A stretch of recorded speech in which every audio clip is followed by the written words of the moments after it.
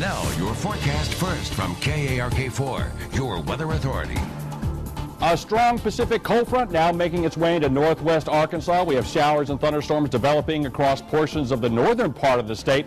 Now, we do have a slight risk of severe weather for a large part of Arkansas as we head through the early evening hours. Some of the threats include damaging thunderstorm winds, large hail, even an isolated tornado. We're going to outline those areas for you in just a few minutes. But your forecast first for Little Rock, look for thunderstorms likely through about 7 or 8 o'clock tonight, turning breezy and much cooler by morning, 48 degrees. KARK4 News at 5 starts right now. Coming up, counterfeit cash buys this man jail time after pushing the fake money at the state fair. And the health department issuing a major recall, pulling products made by the company accused of sending out tainted steroid shots. Plus, you won't believe how this man was using Craigslist to scam people out of their stuff. Now, from the station you count on for local news that matters. This is KARK4 News at 5. As your weather authority, we're keeping you in the know as severe weather pushes across the natural state. Hello and good evening, everybody. I'm Bob Clausen. Hi, everyone. I'm Jessica Dean. Damaging winds with gusts over 60 miles per hour could be affecting parts of Arkansas tonight. So all this strong, cold weather and things like that, especially spooling up in some parts of the state, possible. We want to know just exactly what we are in store for because we've got a whole gamut of things headed our way, Keith. That's right. We do have the possibility of severe weather as we head through the evening hours tonight. We do have a strong Pacific cold front headed our way. Let's see what it's producing on radar right now. We are looking at a couple of areas of thunderstorms. One of those in northwest Arkansas continues to get a little bit better defined. Don't have any warnings out right now for that area of thunderstorms, but the second line we're more concerned with, at least for the short term, is that area of showers that's developing across northeast Arkansas from Jonesboro down to just to the east of downtown Little Rock. It looks like those areas of showers may be eventually getting a little bit more developed as we head through the next couple of hours. We have seen quite a bit of sunshine over the eastern part of the state, and that very well could make the atmosphere just unstable enough to see at least the possibility of an isolated tornado, especially across the eastern third of Arkansas as we head through the next couple of hours. Elsewhere, it looks like we're going to see that slight risk continue as that second line of thunderstorms begins moving in from northwest Arkansas. Right now, it looks like it could be headed to the area, at least central Arkansas, as we head toward about 6 or 7 o'clock tonight and eventually to the Mississippi River by about 9 or 10 o'clock a little bit later on tonight. Well, so far, we haven't seen a whole lot of activity outside, although radar is indicating a few showers developing just to the north and east of Little Rock. Let's check the current conditions now with KARK4's meteorologist Steve Adamson. He's over in North Little Rock. What's it looking outside like right now, Steve? Thanks, Keith. Good evening, everybody. Well, a few light rain showers have pushed over the area in the course of the past half hour. And the sky is obviously dark, but we don't have any severe weather on the radar as you just showed just yet. But keep in mind, now that we're into October and November, we're entering that second window of opportunity for another round of severe weather opportunities. And the atmosphere set up over Arkansas today has the potential to generate some possible severe storms. Now, the timetable, as you said, will probably be a little bit later this evening, so the main thing is for folks to be aware over the course of the next few hours because sky conditions could change very rapidly. Even though we had just a couple of rain showers now pass through the region, we'll be keeping a watchful eye for the potential for some bigger storms to develop if everything comes together. So that's what we'll be watching this evening, and hopefully you at home will all be keeping a close eye to the weather as well with that potential for severe weather around at least for the next several hours. Keith, back to you. All right, thanks, Steve. You know, the bad weather is a big concern for folks at the Arkansas State Fair. Officials tell KARK4's Adam Rodriguez they've got a plan for just this type of situation, and they may even close the gates if the weather turns dangerous. Adam? Yeah, if it got to that, Keith, of course, the weather seems to be holding right now, but officials believe that if things got bad, most people would just leave on their own. But if bad weather were to creep up on them, they say that they have a tornado siren right next to the fairgrounds, and people could also take shelter inside the Coliseum. Take a look. Well, this is a hand-carved brush. I make these out of wood. J.R. Norman is kind of a free spirit. He lives his life as fluidly as the brilliant brushstrokes on his canvas. You know, the wind's too strong, you just batten down the hatches a little better. So with dark clouds gathering over the Arkansas State Fair in Little Rock, J.R. says he'll just go wherever the wind takes him. You don't really get worried in this line of business. You just decide, okay, it's time to shut down and take a break, maybe. But some vendors aren't waiting for the weather to turn. It was up, and away for a helicopter giving rides, heading back to the hangar before the storm. This little kid can ride now. One more time. And it's not exactly their first rodeo. Boom!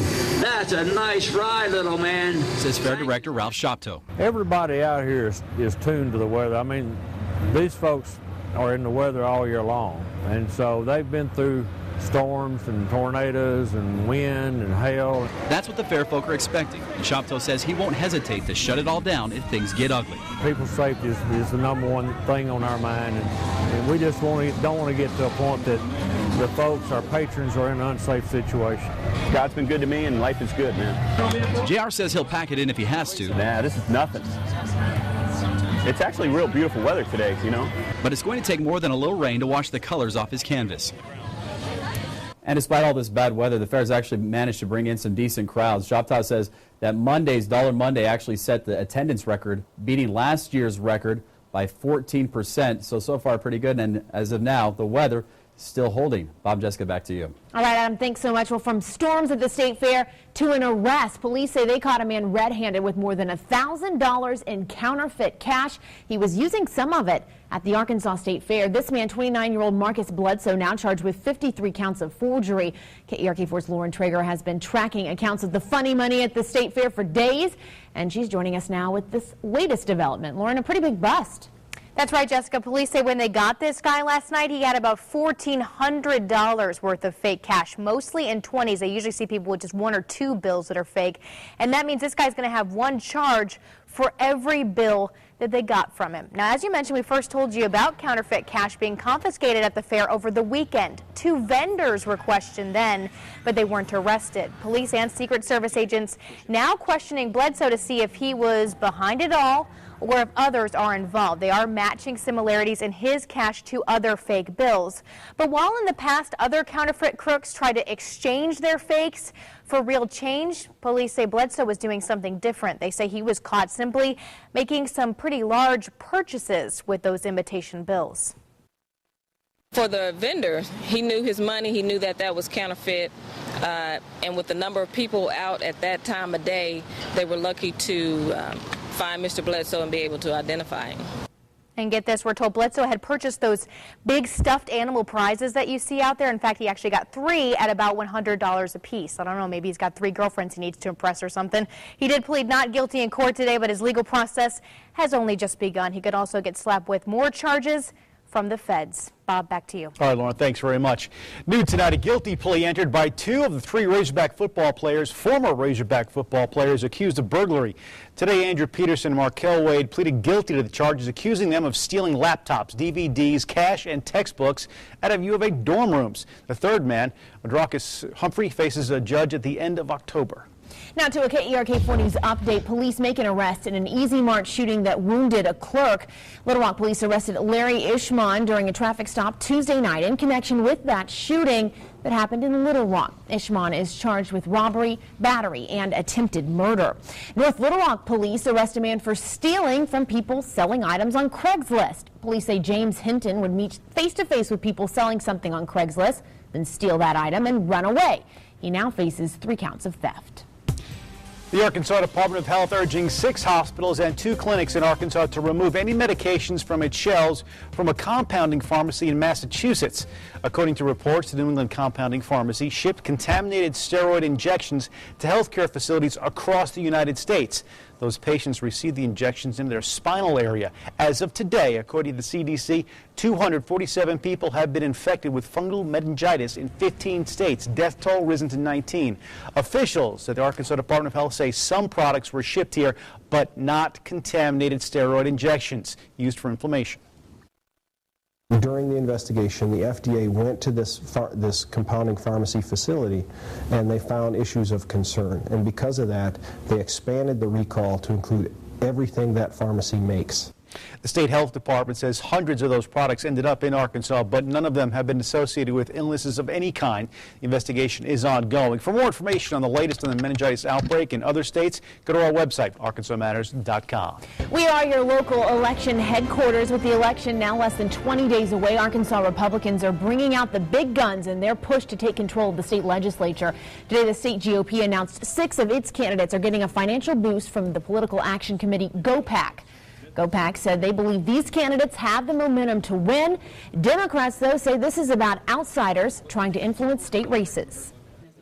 If these candidates win, these are the races to watch. It will greatly impact our abilities to get to majority in both the Senate and the House. While Republicans are holding their news conference with out-of-interest groups, Governor Beebe is up announcing 350 new jobs for our state. One Arkansas Democrat running for Congress is also getting some money from Washington. The Democratic Congressional Campaign Committee is reportedly giving up to $500,000 to Scott Ellington for his bid for the seat representing the state's 1st District. This week, we'll be hosting a conversation about one of the most talked about ballot initiatives this election season. Be sure to watch Arkansas Today tomorrow afternoon, where we'll present a medical marijuana forum allowing both sides of the issue to weigh in on what they think you should know before heading to the polls. You can submit your questions to be answered by emailing us at news4@krk.com. Learn more about the more politically related stories that are out there. Visit arkansasmatters.com. Click on your local election headquarters link. Coming up, if a traditional heart bypass did not work, how about a natural bypass? We're going to take a look at that in today's Heartbeat. As of right now, no severe weather watchers or warnings currently in effect anywhere in Arkansas, but with the strong Pacific cold front making its way across the state, we do have a slight risk of severe thunderstorms that'll continue through the evening, and then get ready for big changes by morning. The details are straight ahead. This is KARK 4 News at 5 in high definition with Bob Clausen, Jessica Dean, and Chief Meteorologist Keith Monahan.